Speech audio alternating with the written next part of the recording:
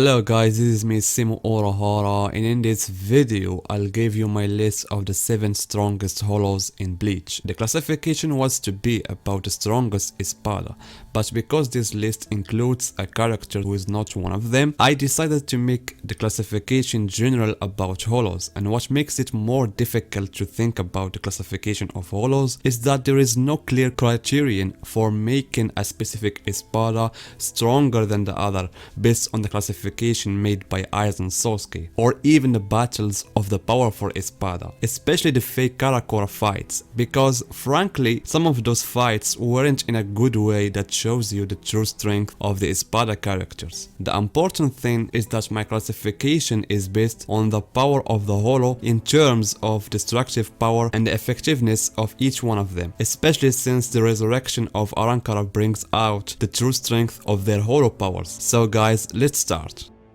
And the beginning will be with Nil, the previous Espada 3. And by the way, this rank used to be of Dordoni, but somehow Nil took his rank, and this information was mentioned in the novel. Although we didn't see a complete fight for Nil, but through her short fight against Noichura, she showed that she wasn't an espada for fun. The style of her fight with the sword is one of the methods that I like the most in fighting. Her smooth movement in the use of sonido and the use of her sword with all flexibility gives her great opportunities to pounce on her opponent without giving him the opportunity to initiate a response. And we notice how at lightning speed she was able to cut off Noichura, who possesses one of the strongest hero among the espada. Also using the zero doble by her distinctive style by absorbing the opponent's zero and adding it to hers gave her a second factor to surprise the opponent. As for her resurrection, the Gamuza, it undoubtedly gave her great strength. A hit with Lanzador Verde was enough to make Noichura helpless, and this is a technique used later by Neil in the novel to pierce the eye of Ekkomokodomoi. What we must take into account is that Neil stayed for a long time in the form of a child, and therefore even when she returned to her natural form, she had not returned with full strength. And evidence of that is that immediately after she launched her resurrection, she returned to her previous form as a child and remained from that moment on that form, until Urahara Kisuke created for her an invention that enabled her to return to her normal form. I wished if we saw Nail in action in the final arc to see her true power as a previous espada, but unfortunately it didn't happen. And we move to the next strongest holo, the current Ekkomokodomoi queen Hollybell. Frankly, and this is my personal opinion, I don't know how Kobo and Aizen Sasuke thought about making Hollybell Espada 3.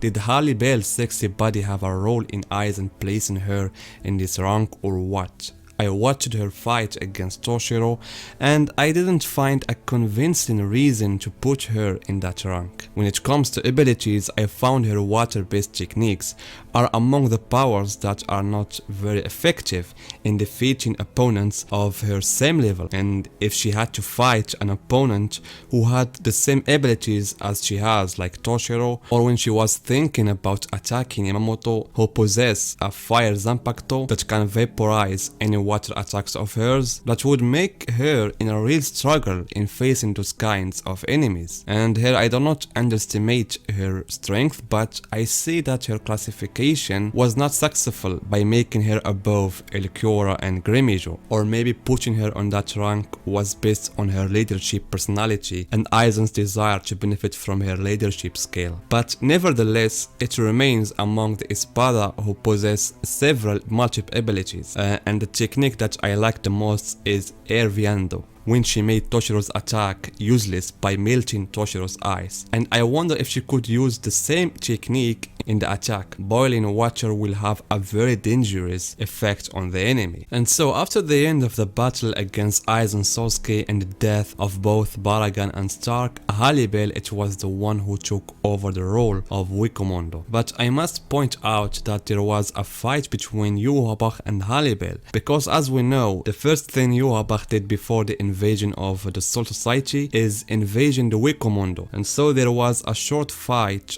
between Yhwach and Hollybell, which ended by her defeat. and Kirke mentioned that she had no chance against Yhwach. We could have seen at certain point in the last arc a fight for Hollybell, but as you know, she was imprisoned until Nail released her and they returned both together to Ekkomokodomoi, and she's still currently the queen of the Ekkomokodomoi. Hollybell also participated in the battle against both Ekkomokodomoi and Tokinada, where she fought using her resurrection. And the good thing about her strength is that she's more defensive than offensive, especially when the fight is collective. For example, when everyone was fighting Ekkomokodomoi, the latter used a destructive zero attack, and by using Hollybell, one of her techniques, she reduced the effects of that attack on those who were with her.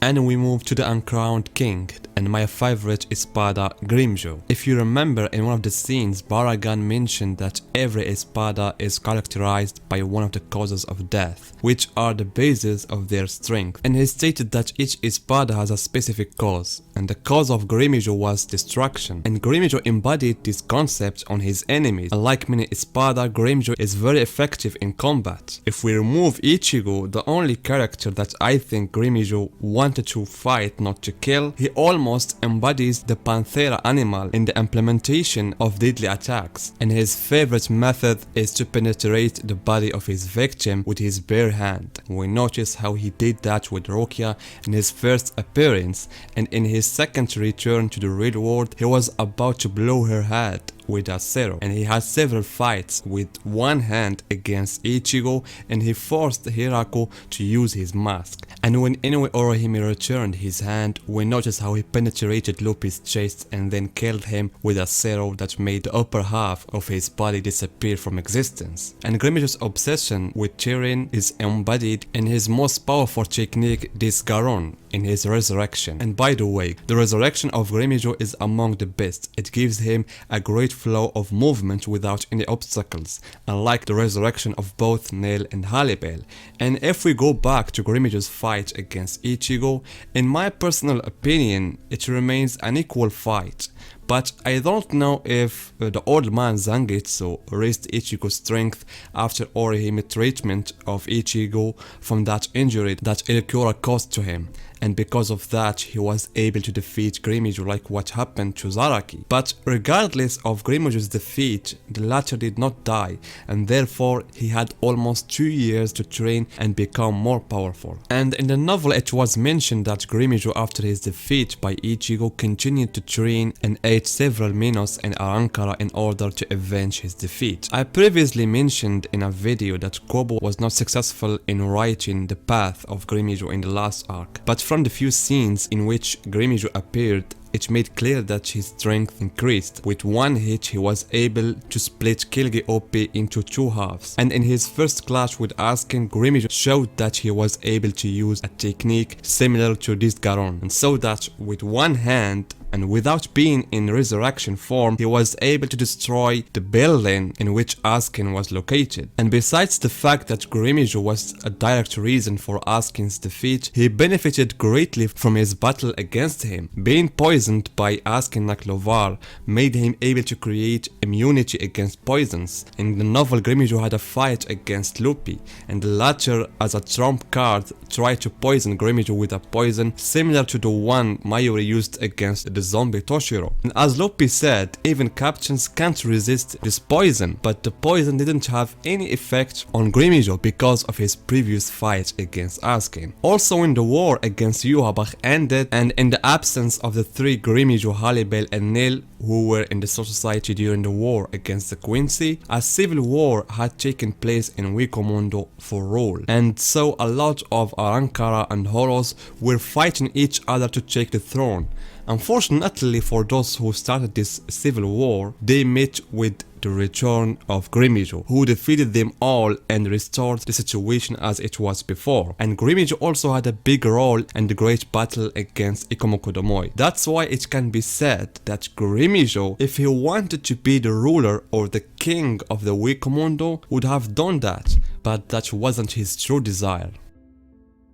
And we move to the next holo, Primera Espada Stark. It's hard to be weak and have a good heart, but it's also more difficult to be strong and have a good heart, and this is the case with Stark, one of the few Bleach characters who has a very sad past. Stark's biggest problem, as we know, is his great strength made him lonely, and the loneliness led Stark to the point where he divided his real body into two personalities, Stark and Lilynet. And here I wonder what the real body of Stark was like. He himself was wondering about that. Other than this, I find Stark's strength to be in possession of a large Ryatsu that enables him to use the Zero extensively and thus puts the opponent in a real trouble. And the technique like Mitraita made Kyorako avoid Stark's attacks with difficulty, and without the intervention of Okitake, he would have had to release the Bankai. Unfortunately, all the bad factors gathered against Stark. First, his peaceful personality and fights morally, and his opponent was the exact opposite. Kyorako was fighting with great malice against him. In addition, he was fighting 4 Shinigami at once. However, Stark was able to analyze his opponent's techniques in just a few seconds by revealing the ability of Okitake's Zanpakuto as well as adapting to the Katen Kyokatsu games. And by using the world's ability, he took down both Rose and Love without much difficulty. So it was a battle of attrition that made Stark lose a lot of Ryatsu, and Kyorako's treacherous strike confirmed that, because immediately after that strike, Stark will be subjected to the blow of the Eroni game, which killed him. I can't find a reason why Stark died from that blow other than he was exhausted from fighting several opponents in one battle. Otherwise, it is illogical to die from one strike of Shikai. And we move to the third place with one of the jewels of the Arankara arc, Espada Elicura. Frankly, among those I mentioned now, the most holo I see catch me and fascinate me is Elicura in terms of everything. If you want to talk about the hero, Elicura possesses the strongest of them. In his first appearance, he stopped Benemi's attack with his bare hand without any effort. In addition, he is the only one who kept his regenerative abilities, and I find it the strongest advantage of Elicura over others. I mean, those whom I mentioned now lost their battles as a result of strikes. I wouldn't say fatal, but in my personal opinion, if Elicura got them, it wouldn't have affected him that much. And besides this, as I said, Elicura has great Ryatsu. With his first release, he was able to stop Ichigo's Getsu Gatensho with the mask as if it was nothing. And in terms of Sonido speed, Elicura has a super Sonido who may not be at level of Stark, but it's still at high level. When he was on the top of one of the Latch Notch's towers, at lightning speed he descended and became in front of Ichigo. Add to that, and this is what I like the most about him, is the intensity of his Ryatsu and the destructiveness of his attacks, which I consider to be the strongest among the ones I just mentioned. With a single attack from Zero Oscuras, he was able to break Ichigo's mask, and the effect of that Zero was enormous, so much that Inoue and Yuryu, who were at the bottom, felt the power of that attack. And the greatest manifestation of the darkness and the power of Elicura's Ryatsu is this scene of his second release. I can't find more accurate description of that release more than Yuryu and how he describes the Ryatsu emanated from that release. And this scene reminded me of Kyorako's Bankai. Of course, if we come to the fight of Elicura versus Ichigo, despite it was a short fight, but it gave us great idea of how much powerful is Elicura, because I already talked in a previous video about Ichigo's mode in this form, and I have clarified by evidence that the Osan at that stage has launched the largest part of Ichigo's Shinigami powers to save him. That's why we saw that difference in strength, so that I can consider that this form was the future form of Ichigo in the final arc, the Horn of Salvation. However, we can't disagree that the balance of power was broken between Ichigo and Elicura, but at the same time Elicura showed significant power in wrestling that monstrous power of Ichigo, either by Zero Oscuras or by his destructive technique Lanza del Relámpago, and I consider it like a small nuclear bomb capable of wiping out a city in the blink of an eye. Notice how huge the castle of Las Noches is and the size of the distance explosion, and with all that, the effects of the explosion reached Elicura. Therefore, if we remove Holo Ichigo, who can stand up to this terrifying destructive power of Elicura?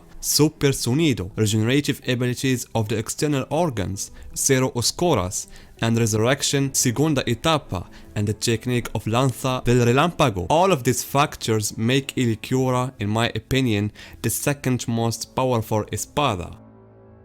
And we move to the second place with the former king of Ekkomokodomoi, Baragon. In my personal opinion, Baragon remains the #1 espada, and Aizen placed him in the second place only to show him and remind him that he is no longer the first ruler of the Ekkomokodomoi world. Other than that, according to the novel, Baragon is one of the oldest characters in the story. He was present in a time called the Dawn of Hollows. From that moment on, he became the ruler of Ekkomokodomoi, especially after Ekkomokodomoi headed to the Soul Society. At that time, Baragon was able to fully impose his control and remained for a number of years. We don't know whether it measured in centuries or thousands, the king of Ekkomokodomoi. But what should be taken into consideration is that the senescence ability of Baragon has been with him since ancient times. It is true that this ability did not benefit Baragon in front of Aizen Sasuke, but it remains one of the strongest abilities in the story in general.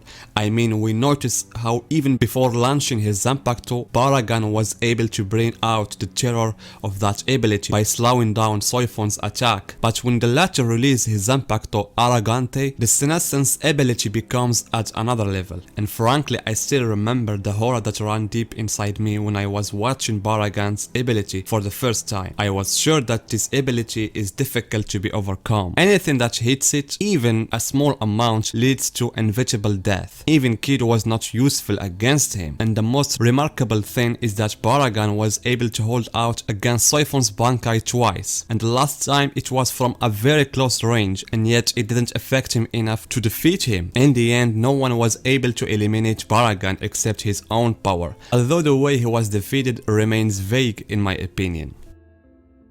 And we move to the first place, to the strongest hollow the story knew, Ekkomokodomoi. Paradoxically, he did not appear in the manga, not even in the anime, but in the novel of Kanshfiri's own world. I previously made a video about Ekkomokodomoi and Baragon in which I talked about how they are considered the oldest hollows in the story. And in that video I also talked about the character of Ekkomokodomoi and how it appeared in a time when it was not even the Serity in the current form we know. And the world of Ekkomokodomoi itself was living in its beginnings, and the appearance of Ekkomokodomoi was like a storm that terrified all worlds, whether the Ekkomokodomoi or the real world and even the Soul Society, with his endless hunger for devouring souls and collecting its Ryatsu. What I should add here is that Ekkomokodomoi respected Baragon and considered him at his level of strength, so that they didn't fight each other. Ekkomokodomoi's main strength is the power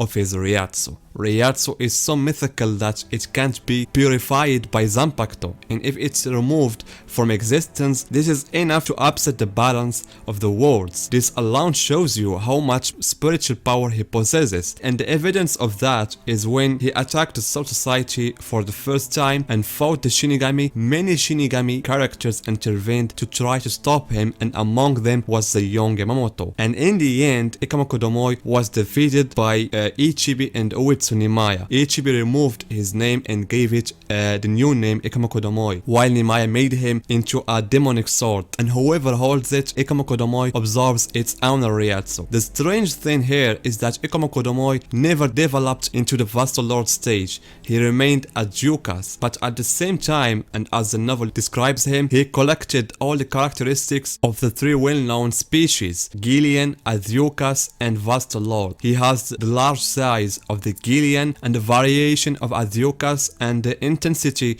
of Ryatsu that characterizes the Vasto Lord. And despite his huge size, he has a supernatural Sonido. In addition to that, his attacks are devastating. It suffices that the trio Grimjo, Hollybell, and Nell, each one of them used their resurrection, and yet they could not defeat him. And his defeat required the intervention of several parties, and Ekkomokodomoi was about to say his name, but Zaraki attacked attacked him with Nozarashi, and by that he wasn't able to say his true name, because Ekkomokodomoi stated that if he had been able to pronounce his real name, his strength would have been greater than the one we saw. And this is another evidence of the power of this terrifying creature, which wasn't called Willful of Calamity for sure. I honestly hope to see his story in the form of anime like OVA or some filler episodes, because it said that the most powerful hollows that appeared in the story remains only in the pages of the novel. So guys, this is my list of the 7 strongest hollows in Bleach. Tell me yours and see you in my next video.